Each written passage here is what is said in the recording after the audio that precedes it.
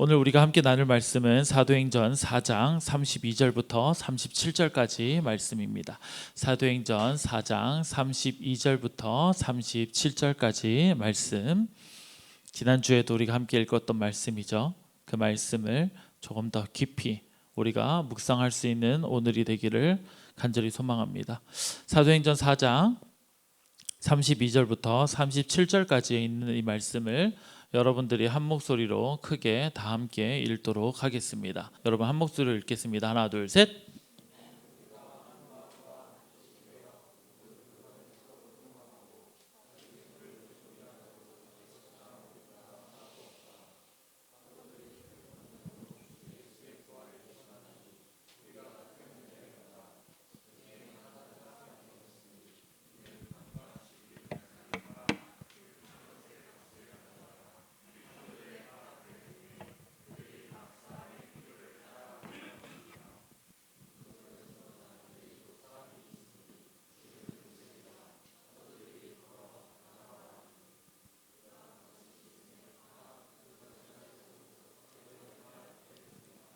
아멘. 아리스토텔레스가 이렇게 얘기했죠. 인간은 사회적 동물이라고, 즉 사람은 관계를 맺고 살아가야 됨을 얘기를 했습니다. 그래서 우리에게는 듣고 말하고 그리고 보는 것, 그것이 우리에게는 굉장히 중요한 역할을 합니다. 창세기 2장과 3장의 내용에는 누가 나옵니까? 아담과 하와가 나와요. 거기에서 창세기 2장에서는 이렇게 얘기를 하잖아요. 아담과 하와가 벗었으나 부끄러워하지 않았다고. 그렇죠?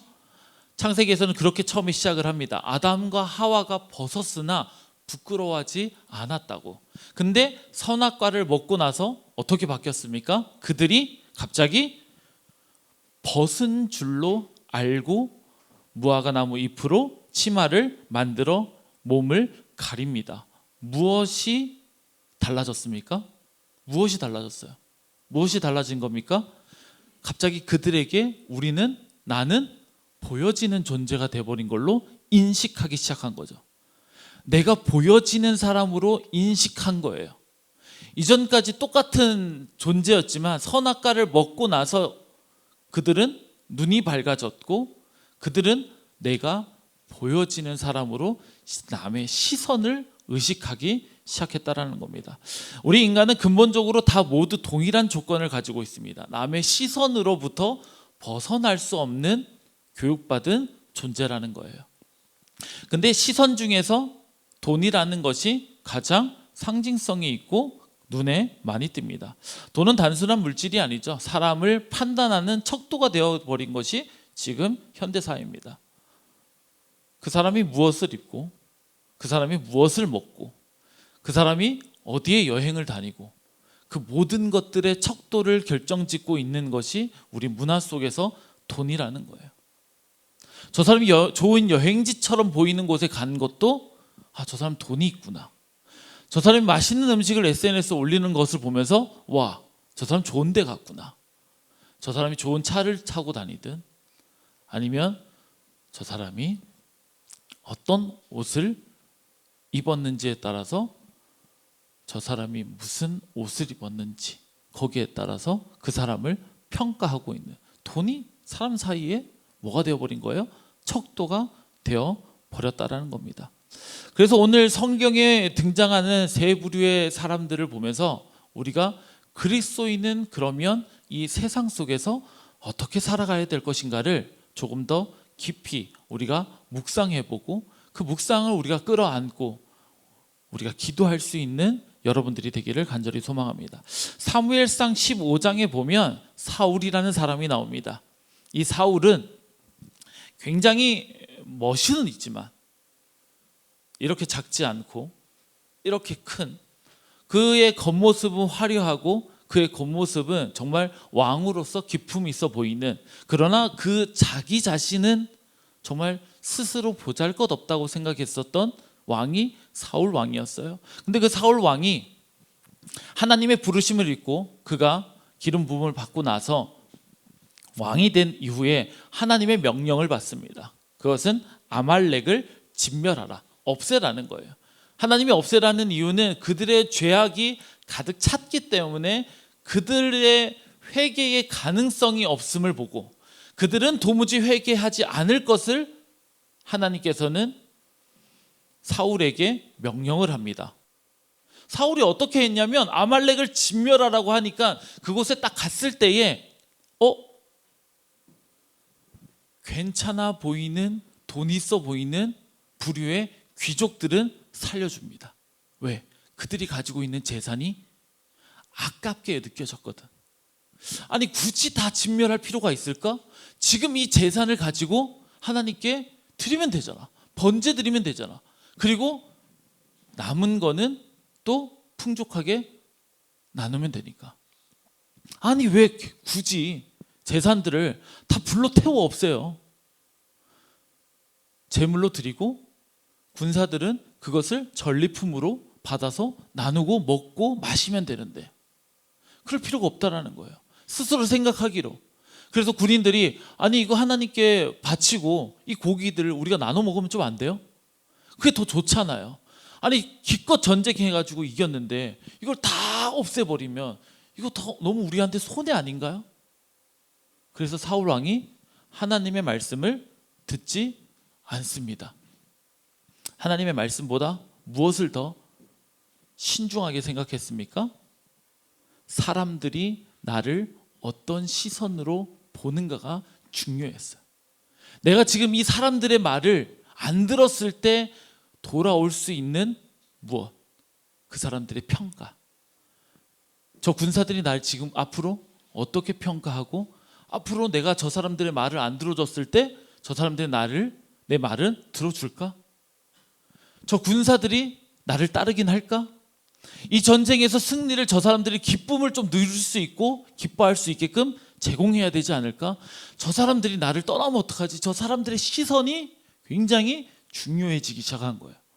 그래서 사울 왕은 들어줬다라고 사무엘에게 변명합니다. 나는 하나님의 말씀을 지키고 싶었는데 저 사람들의 시선이 너무 내게 따가워요. 그래서 들어줄 수밖에 없었어요. 나는 하나님께 드리는 게 좋죠. 그래서 사무엘에게 보세요. 제가 하나님께 드릴 제물은 따로 준비를 다 해뒀습니다.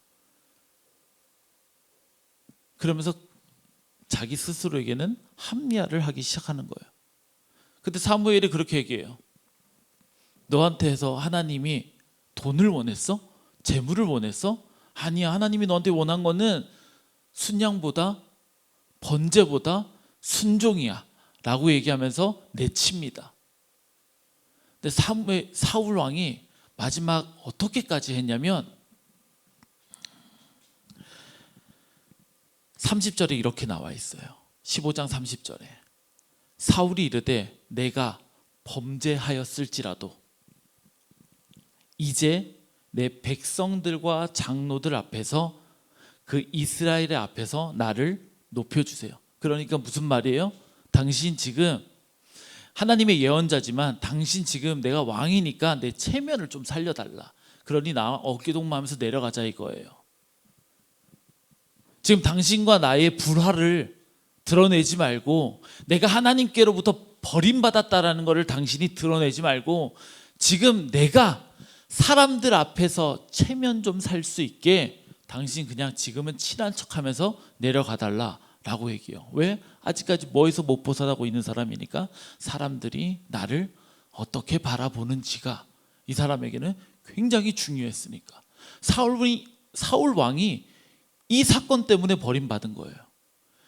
하나님에게 기름 부음 받았지만 누구랑 살고 있으니까? 나는 사람들이랑 같이 살고 있으니까 내 주변의 사람들이 굉장히 중요한 거지. 하나님의 기름 부음 받았던 그 사건은 그냥 내게는 일회성 같은 사건이고 지금 당장 나는 내 주변에 있는 사람들이 나를 어떻게 바라보는지가 굉장히 중요한 거예요. 그러니 하나님과의 관계를 단절하고 사람의 시선에 얽매여서 살아갈 수밖에 없는 모습으로 그는 그의 인생을 그냥 물들어 버리는 겁니다. 오늘 말씀의 다음 장에 누가 나오냐면 아나니아와 삽비라가 나와요. 이 아나니아와 삽비라는 바로 전주에 예배를 드렸던 전에 바나바라고 하는 사람이 헌금을 합니다. 바나바라는 사람이 헌금을 했는데 이게 교회 다니는 사람들 사이에서 굉장히 이슈가 된 거예요. 왜 이슈가 됐냐면 바나바가 가지고 있었던 밭이 있었는데 이 밭을 다 판 금액을 다 공동체의 헌금으로 낸 겁니다. 그랬더니 사람들이 사람인지라 주변에서 다 호응을 좀 해준 거죠. 아, 진짜 대단하시다, 놀랍다, 진짜 하나님의 말씀대로 살려고 하는 사람이구나, 당신은 정말 성령이 충만한 사람이군요. 그러니까 사람들이 옆에서 칭찬을 하고 뒤에서 사람들이 말을 나누기 시작한 거예요. 그때 아나니아와 삽비라 이 부부가 고민과 갈등이 시작됐어요.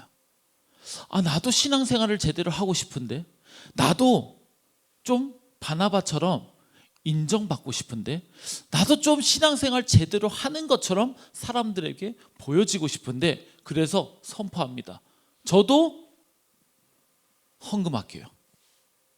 저도 헌금하겠습니다 라고 선포를 한 거예요.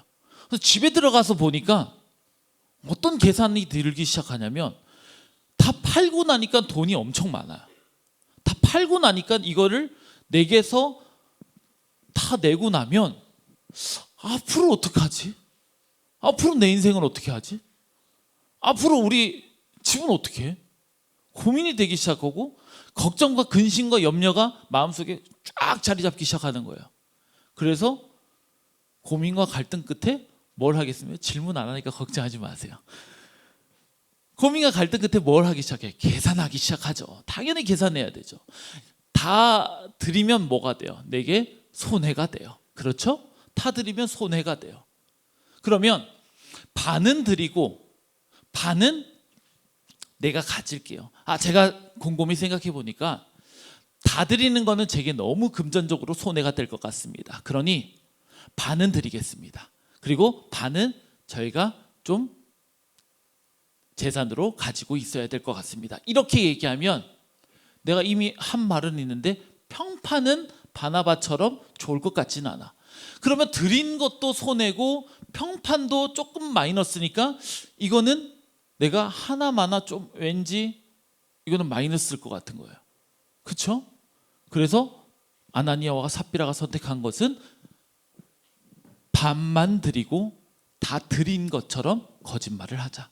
그러면 재산은 내게 채워지고 평판도 좋아지는, 사람들 앞에서는 그렇게 되잖아요.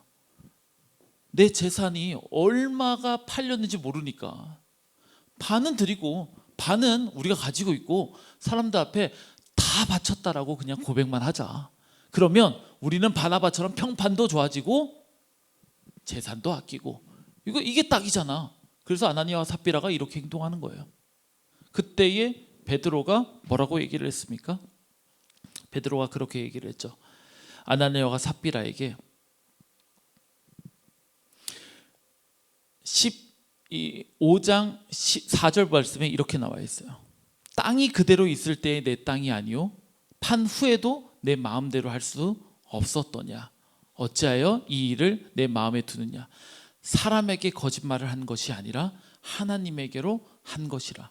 네가 땅을 팔기 전에도 네 땅이 아닌데 팔고 난 후에도 네 것이 아닌 것처럼 너는 사람에게 거짓말을 한 것이 아니라 너는 하나님에게 거짓말을 한 것이야. 그 두 사람 다 무엇을 생각한 겁니까? 사울도 그렇고 아나니아와 삽비라도 그렇고 사람들에게 그 시선에서 벗어나지 못하고 항상 사람들이 나를 바라보고 있다고 생각하는 것, 항상 저 위에서 나를 지켜보고 있는 것처럼 사람들의 시선 아래에 내 삶이 묻어져 있는 거예요. 항상 시선 아래.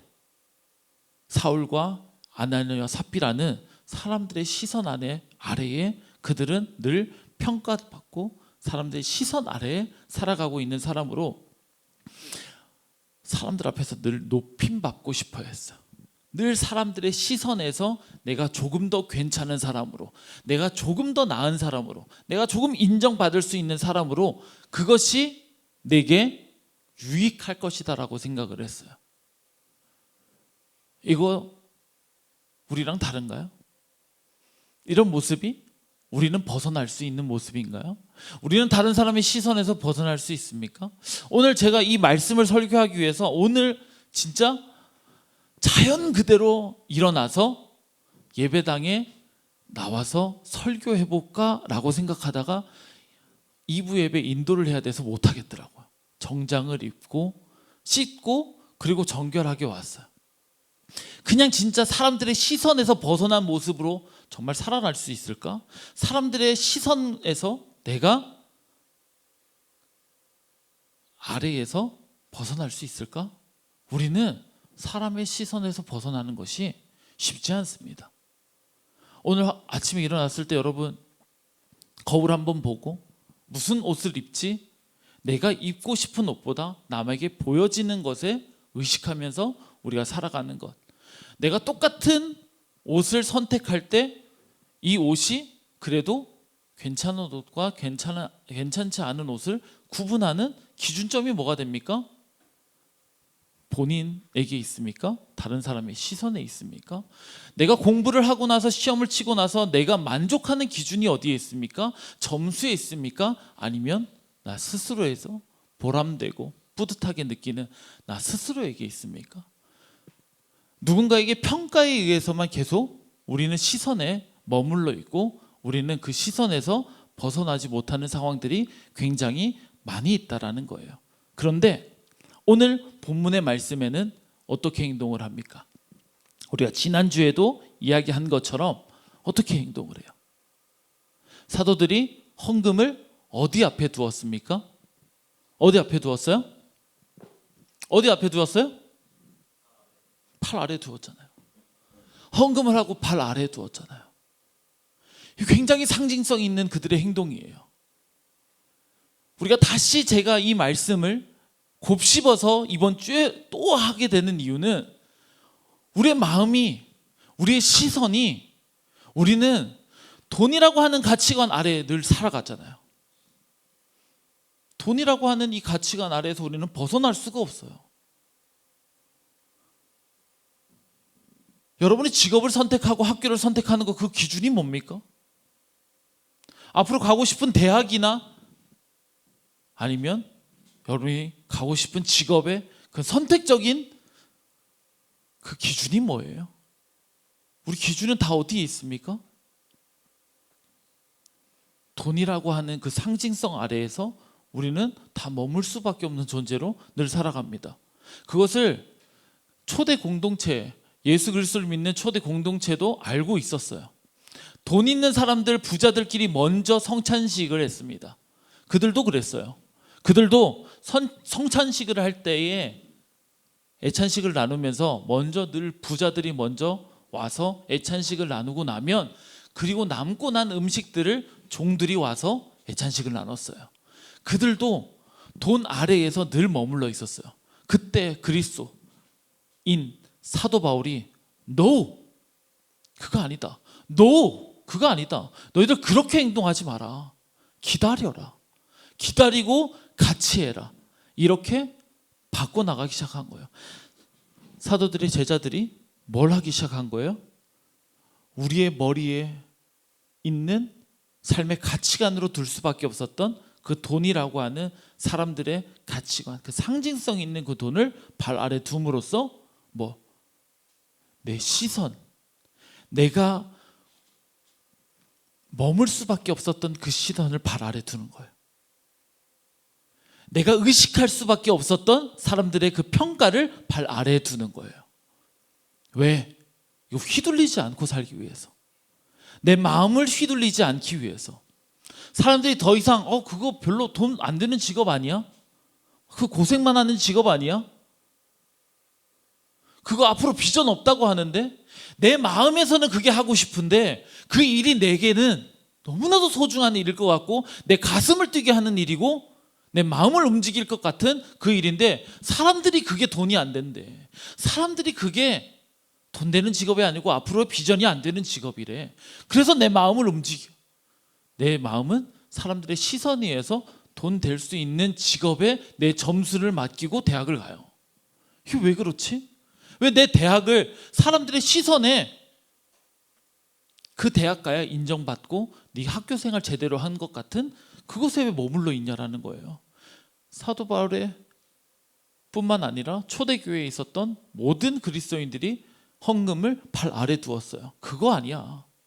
너의 마음과 생각을 시선에 잡혀 있었던 너의 마음을 발 아래 두라고. 하나님께서는 모든 만물을 발 아래에 두셨다. 그 말씀대로 하나님은 돈에 휘둘리지 않습니다. 그것을 명확하게 우리에게 일깨워주고 있다는 것을 우리가 기억하기를 바랍니다. 그것을 하기 위해서 오늘 말씀에 전 말씀에 뭐가 나옵니까? 그들이 모여서 무엇을 했어요? 한 마음과 한 뜻으로 기도했잖아요. 다락방에서. 왜 기도했냐라는 거예요. 그들이 막 성령의 충만함으로 기도를 했을 때 왜 기도했냐라는 거예요. 무엇을 위해서 기도하고 있었냐라는 거예요. 그들이 아무것도 모른 채 기도하고 있었을 때, 그들이 성령이 임했을 때 무엇을 했냐면 돈에 휘둘리지 않는 인생을 살아갈 수 있었다고요. 우리 여러분들 그런 것을 원하는 거 아니에요? 내가 사람들의 시선에 의해서 살아가는 것이 아니라 나다운 모습을 찾을 수 있는 여러분들을 발견하고 싶어서 이 예배당에 온 것 아닙니까? 오늘 여러분들이 그 삶을 살아낼 수 있기를 간절히 소망합니다.